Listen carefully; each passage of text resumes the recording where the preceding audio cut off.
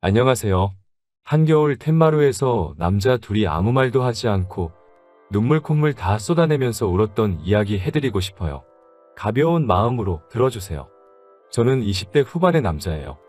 사람들의 관심을 부담스러워하는 성격이라 어디 가서 제 이야기를 자주 하지는 않는 편인데 오늘은 제 이야기를 하고 싶네요. 저는 평범한 집안에서 태어났어요. 회사를 다니시던 아버지와 집에서 저와 동생 둘을 돌보던 어머니가 계셨습니다.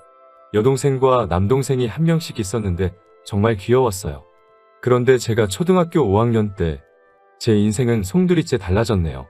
그날은 비가 많이 오던 일요일이었어요. 당시 저희 가족은 서울에 살고 있었는데 멀지 않은 곳에서 어머니 친척분의 결혼식이 있었지요. 지방에 살던 다른 친척들은 올라오기가 어려워서 저희 가족이 대표로 축하를 하러 가게 되었다고 들었어요. 일기예보와는 다르게 아침부터 비가 장대같이 쏟아지자 어머니는 아버지께 둘이서만 다녀오자고 하셨지만 어머니 친척분이 아이들도 오랜만에 보고 싶으니 꼭 데리고 오라고 성화를 부리시더래요. 그리고 그날 결혼식에서 돌아오는 길에 교통사고를 당하셨어요. 만취한 대학생들이 몰던 승용차가 부모님이 운전하시던 차를 들이받았고 그렇게 부모님의 차는 반파되어 부모님은 그 자리에서 돌아가셨어요. 덩치가 작았던 동생 둘도 응급실에 도착했지만 얼마 버티지 못하고 세상을 떠났고 저만 살아남았습니다. 말 그대로 천혜고아였지요. 부모님은 당시 사망보험도 없으셨기 때문에 제게 주어진 건 살던 집의 전세 보증금과 어머니가 들어두신 얼마의 적금이 다였다고 훗날 이모에게 들었습니다. 아무튼 그래도 다행스럽게도 외할아버지가 저를 거둬주시겠다 하셨어요. 초등학생이었던 저에게는 거액이나 다름없었던 보증금과 적금을 외할아버지께 맡기고 외할아버지가 사시던 부산으로 이사를 했어요. 초등학교 졸업을 1년 남기고 전학을 갔기 때문에 적응이 쉽지는 않았지만 그래도 이래저래 해내고 있었습니다. 그렇지만 중학교에 입학할 무렵 외할아버지는 급성 심근경색으로 갑자기 세상을 떠나셨어요. 외할아버지의 장례식장에 모인 친척들은 무신경하게 제 이야기를 하시더군요. 재수가 없는 애라서 주변 사람들이 다 불행해진다면서요. 부모도 잡아먹더니 할아버지도 잡아먹었다면서 앞으로 저를 어디로 보낼지 의논을 하더라고요. 당시 저는 될 대로 되라는 식이었습니다. 그저 고아원에만 버리지 말아줬으면 하는 마음이었달까요. 장례식이 끝나고 처음 간 곳은 이모의 집이었어요. 친척들 중에서 그래도 형편이 제일 낫다는 이유로 저를 도맡게 된 거지요. 당시에 이모부는 작은 사업을 하고 계셨거든요. 하지만 잘못된 보증으로 사업이 한순간에 망하게 되었고 그 이후로 이모부는 거의 알코올 중독자만큼 술에 취해 사셨어요. 이모와 이모부는 하루가 멀다하게 다투기 시작했고 전 그 두 분의 화풀이 대상이나 마찬가지였죠. 하루는 제 면전에다 대고 넌 부모 따라가지 왜 혼자 남아가지고 여러 사람 불편하게 하냐고 하시더군요. 그나마 이모는 그런 이모부에게 애한테 무슨 소리냐고 화를 내긴 했지만 결국 며칠 지나지 않아 이번엔 작은 아버지의 집으로 보내졌어요. 작은 아버지는 말수가 적으시고 무심한 성격이세요. 반면에 작은 어머니는 매사에 깐깐하시고 예민하신 분이셨어요. 그 집에는 저보다 2살 어린 여자아이가 있었고요. 그 애는 처음부터 저를 오빠라고 부르며 굉장히 잘 따르더라고요. 하지만 어느 날 우연히 방 안에서 새어나오는 작은 어머니와 여동생의 대화를 듣고 충격을 받았어요. 작은 어머니는 여동생에게 제가 어디를 만지거나 하지는 않았는지 이상한 걸 시키지는 않았는지 말도 안 되는 걸 추궁하고 계시더군요. 그때 고작 중학생이었던 저를 어떤 괴물로 보셨던 걸까요? 아무튼 그 대화를 듣고 나니 여기 계속 있다가는 말도 안 되는 누명이라도 쓰겠다 싶은 생각이 들더군요. 어렵사리 작은 아버지에게 다른 곳으로 가고 싶다고 말씀을 드렸더니 뭐 크게 반대하지 않고 알아보겠다 하셨어요. 그러곤 얼마 지나지 않아 이번엔 외삼촌 댁으로 갔어요. 외삼촌 부부는 좋은 분들이셨지만 그 집에는 이미 아이가 셋이었기 때문에 제가 버티고 있을 만한 상황이 못 되더라고요. 뭐 아무튼 어디에서도 환영받지 못하는 사람이었습니다. 어른들이 큰 소리를 낼 때면 나 때문에 그러나라는 생각이 가장 먼저 들었기 때문에 하루도 마음 편히 지내지 못했던 것 같아요. 저는 그렇게 부산에서 안양으로 다시 안양에서 청주로 계속해서 이사를 다녀야만 했어요. 말 그대로 친척집을 전전하며 살았네요. 덕분에 전학 또 전학의 연속이었고 어느 학교에서도 제대로 친구 한 명 사귀기가 어려웠어요. 하지만 그러는 동안에도 성적은 전교 1등을 놓쳐본 적이 없습니다. 집에는 들어가기 싫고 돈이 없으니 달리 갈 곳도 없었기 때문에 도서관에서 살다시피 시간을 보냈거든요. 그리고 작은 고모 할머니의 댁에서 눈칫밥을 먹으며 지내던 중학교 3학년 1학기의 여름날이었어요. 사돈의 팔촌이라고 표현할 수 있을 만큼 먼 친척이 저를 데려가고 싶다고 왔더군요. 양자로 드리고 싶다고요. 당시에 작은 고모 할머니께서 저를 노골적으로 귀찮아하셨기 때문에 이렇게 저렇게 따지지도 않으셨어요. 그럼 그렇게 하세요라고 하시더라고요. 작은 방에서 대화를 엿듣고 있던 저는 그 상황에 대해서 달리 비관적이지도 낙관적이지도 않았어요. 그저 계속 해오던 이사를 한 번 더 하게 되었구나 정도로 생각했어요. 하지만 그 이후로 제 인생은 180도 달라졌어요. 양부모님은 당시 대전에 살고 계셨어요. 집에 도착하니 작은 마당이 있었어요. 마당 한 구석에는 작은 텃밭이 있었고 변화하는 계절을 확인하기 충분할 만큼의 꽃과 나무도 심어져 있었습니다. 현관문을 열어주시던 양어머니의 모습이 지금도 생각이 나요. 화사한 꽃무늬 앞치마를 앞에 걸치고는 현관을 열면서 생각보다 일찍 왔다며 어서 들어오라고 하시던 양어머니에게선 뭔가 포근한 분냄새 같은 게 났어요. 집 안으로 들어서자 강아지 한 마리가 꼬리를 흔들고 있었고 집안에는 빵집에서나 맡을 법한 가꾸운 빵 냄새가 나고 있었어요.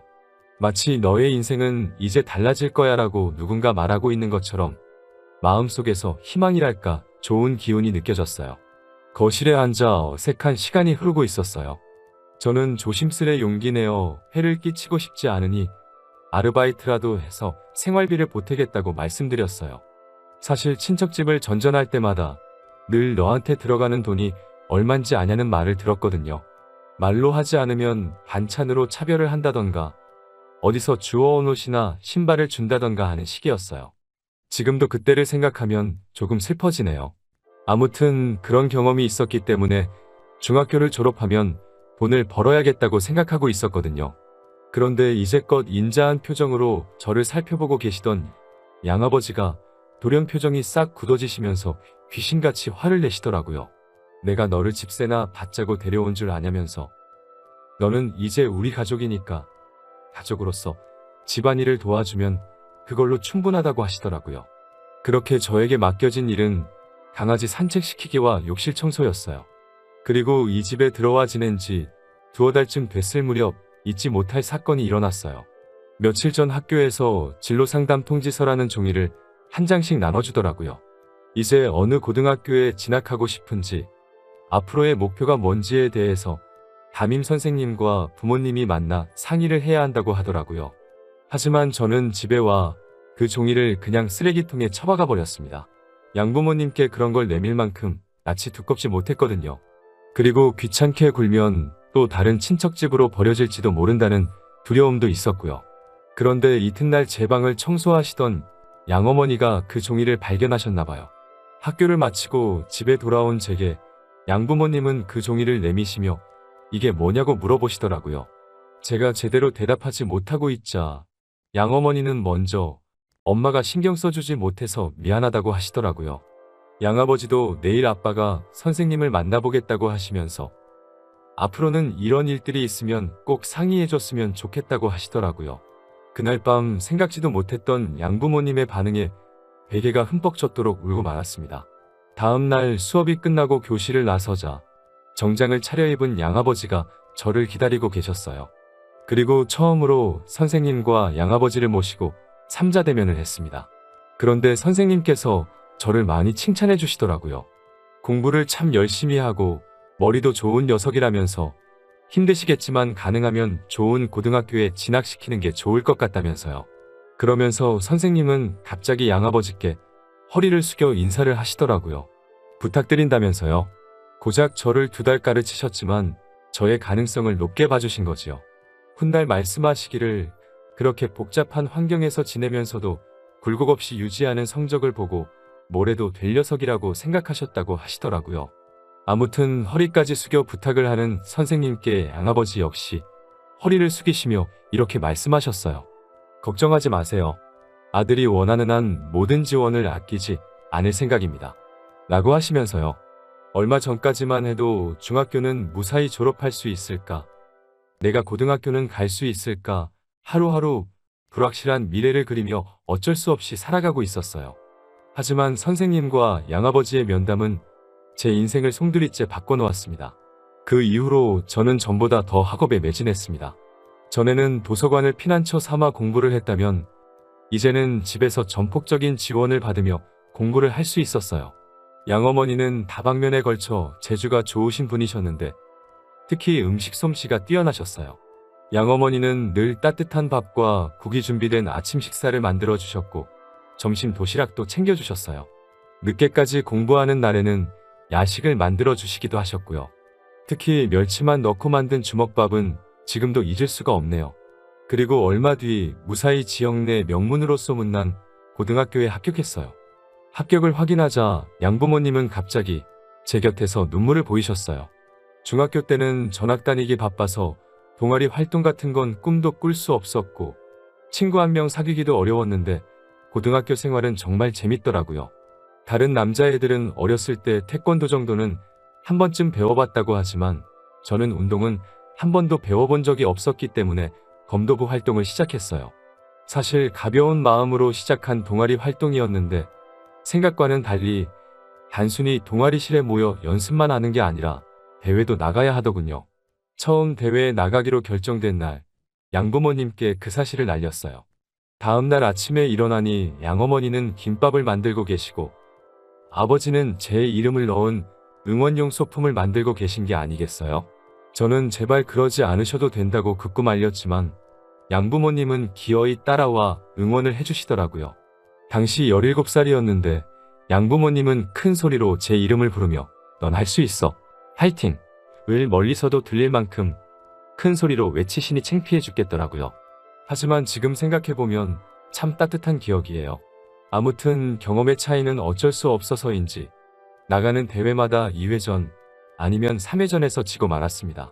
그러다 딱 한 번 제가 작은 대회에서 준우승을 한 적이 있어요. 그날 저녁에 정말 사치스러운 식사를 했습니다. 양아버지는 평소에는 음주를 즐기지 않으시는데 그날은 맥주도 드시고 별거 아닌 일에도 호탕하게 웃으시며 그 모습이 정말 기분 좋아 보이더라고요. 솔직히 별거 아닌 성과라고 생각했는데 저렇게 기뻐해 주시는 양부모님을 보니 저도 뿌듯하더라고요. 나중에 양아버지는 술김에 저에게도 한잔하라고 하셨다가 양어머니께 혼나고 그날의 기억을 떠올리면 입가에 미소가 절로 지어질 만큼 완벽한 시간이었어요. 안정적이고 평화로운 일상의 반복은 빠르게 흘러가더군요. 시간은 무탈하게 흘러 어느덧 고등학교 3학년이 되었어요. 이제 대학을 어디로 진학해야 할지 정해야 할 시기가 된 거죠. 하지만 사실 저는 고등학교에 진학하면서부터 오직 서울대 법대만을 목표로 두고 있었어요.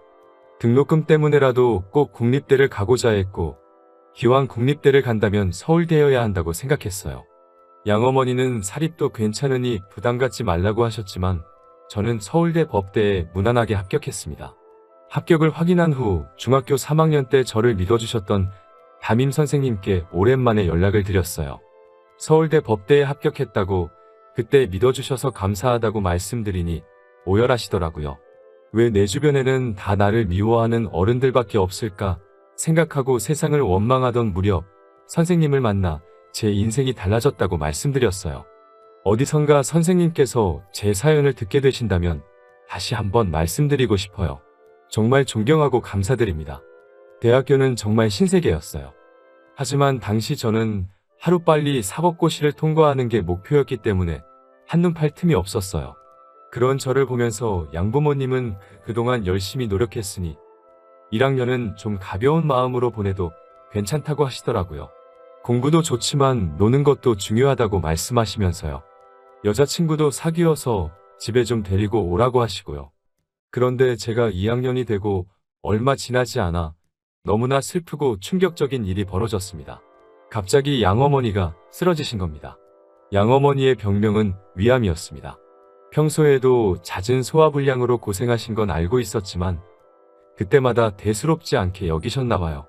그런데 얼마 전부터는 구토도 나오고 가슴 통증도 느껴져서 병원을 예약해 두신 상태였다고 해요. 의사 말로는 이미 손쓸 도리가 없을 만큼 진행된 상태라 지켜보는 것 말고는 할 수 있는 일이 없다고 하더군요. 이튿날 눈을 뜨신 양어머니는 저를 보고 제일 먼저 하시는 말씀이 너무 무리해서 공부하지 말라는 거였어요. 곧이어 양어머니는 자기가 왜 이러냐고 양아버지께 물어보셨어요. 양아버지는 양어머니께 병명을 말씀해 주셨고 양어머니는 큰 충격을 받으신 것 같으셨어요. 사실 그때 양아버지와 양어머니의 모습을 어떻게 글로 묘사해야 할지 모르겠어요. 드라마나 영화에서처럼 울며불며 살려달라고 하시는 것도 아니었고 뭐랄까 어떻게 표현해야 할지 모르겠네요. 그때가 오전 11시쯤이라 커튼 사이로 햇살이 들어오고 있었는데 그게 눈부셔서였을까요? 저도 모르게 눈물을 흘렸고 저희 셋은 서로 끌어안고 한참을 있었습니다. 그래도 어떻게든 좀 더 오래 머물러 주실 줄 알았는데 두어 달 뒤 양어머니는 결국 세상을 떠나셨어요. 자는 동안 토사물이 기도를 막아서 천천히 질식사하셨다고 하더라고요. 그때 전 양어머니가 누워 계시던 침대 바로 옆에 있는 소파에서 자고 있었어요. 정말 스스로가 한심하고 멍청하게 느껴져서 견딜 수가 없었어요. 나란 인간은 어떻게 된 모양이라 사람이 옆에서 죽어가는데 잠이나 잘 수 있는 건가라는 생각이 들자 스스로 모멸감이 들더라고요. 가슴이 찢어질 듯 괴롭고 양아버지를 대할 면목이 없었습니다. 곧이어 양어머니의 장례식장에는 친척들이 모였습니다. 모처럼 만난 친척들이었지만 하나도 반가울 것 없는 사이였어요. 그리고 외할아버지가 돌아가셨을 때처럼 또 그들은 무신경하게 제 이야기를 시작하더라고요. 결국 이 집도 저 녀석 때문에 불행해졌다면서요. 저주받은 인간이라면서 사회에서 격리를 시켜야 한다는 말을 아무렇지도 않게 내뱉고 있더군요. 살아야 할 사람은 떠나고 저런 애는 지독하게 살아남는다는 악담에 가까운 그런 말을 들으면서도 전 한마디도 하지 못하고 있었습니다. 그런데 갑자기 양아버지가 장례식장에 떠나가리만치 소리를 치시며 내 자식 욕하는 새끼는 어떤 새끼냐고 다목을 비틀어버리겠다고 고함을 치시더라고요. 그딴 소리 짓거릴 거면 여기서 당장 꺼지라며 분통을 터뜨리셨어요. 그러자 이내 정막이 찾아왔어요. 양아버지는 제 손을 꼭 쥐시며 화장실 가서 귀를 닦고 오라고 더러운 소리를 들었으니까 씻어내버리라고 하시더라고요. 장례식이 끝나고 며칠 뒤였어요. 양아버지가 마당을 보고 계시더라고요. 양어머니 말고는 마당을 손질하는 사람이 없었기 때문인지 몇 달 새 엉망이 되어 있었어요. 왠지 양아버지의 어깨마저 작아 보이더라고요. 양아버지에게 말을 걸려는 순간 양아버지가 작은 소리로 무언가 말씀하고 계신 걸 알았어요. 잘 들어보니 고생했어라고 말씀하고 계시더라고요. 생전에 양어머니와 양아버지는 정말 다정한 부부셨기에 그 마음이 얼마나 아플지 감히 가늠조차 알 수 없었어요. 저는 양아버지 앞에 무릎을 꿇고 빌었습니다. 옆에서 자면서도 양어머니가 돌아가시는 걸 눈치채지 못해서 정말 죄송하다고 몇 번이고 빌었습니다. 정말 죄송하다고요. 그러자 양아버지가 제 멱살을 잡고 끌어올려 세우면서 나는 너의 뭐냐고 소리를 치시더라고요. 나는 너한테 뭐였냐면서 도대체 왜 사과를 하는 거냐고 울분을 토하시더군요. 저는 숨겨왔던 진심을 용기 내 고백했습니다. 아버지라고요? 양아버지가 아니고 그냥 나의 아버지시라고요. 아버지 죄송합니다. 죄송합니다 아버지. 라고 연신 울어대며 아버지라고 몇 번이고 불러드렸어요. 그러자 그 순간 아버지는 갑자기 눈물을 보이시고 저도 눈물이 흐르기 시작했어요. 둘이서 끌어안고 한참을 그렇게 울었습니다. 아버지는 저에게 다음에는 양어머니에게도 꼭 말해달라고 하시더라고요. 그리고 이렇게 떠나신 어머니께 인사를 드려봅니다. 죄송합니다. 아프신 걸 진작에 알아차리지 못해서 죄송합니다. 가시는 날 바로 옆에 있었는데도 눈치채지 못해서 정말 죄송합니다. 용기가 없어서 죄송합니다. 어머니라고 불러드리고 싶었어요. 정말 부르고 싶었지만 무서워서 부를 수가 없었습니다. 병실에서 잠들어 계신 어머니를 불렀는데 대답이 없으면 어쩌지라고 생각하니 입을 떼기가 어려웠습니다. 그러다 한번 몰래 어머니라고 불렀었어요. 지금 생각해보면 살아계셨을 때 불렀어야 하는데 후회가 됩니다. 정말 죄송합니다. 그리고 사랑합니다. 갈 곳 없는 저를 거두어 이렇게 잘할 수 있도록 사랑과 행복을 나누어 주셔서 정말 감사합니다. 어머니가 만들어 주셨던 주먹밥이 정말 좋았습니다. 집에서 먹던 따뜻한 밥이 그립고 어머니의 계란말이가 정말 그립습니다. 오늘의 사연은 여기까지입니다. 사랑하는 가족들에게 하고 싶은 이야기가 있다면 너무 늦기 전에 해보시는 건 어떨까요? 긴 사연 들어주셔서 감사합니다.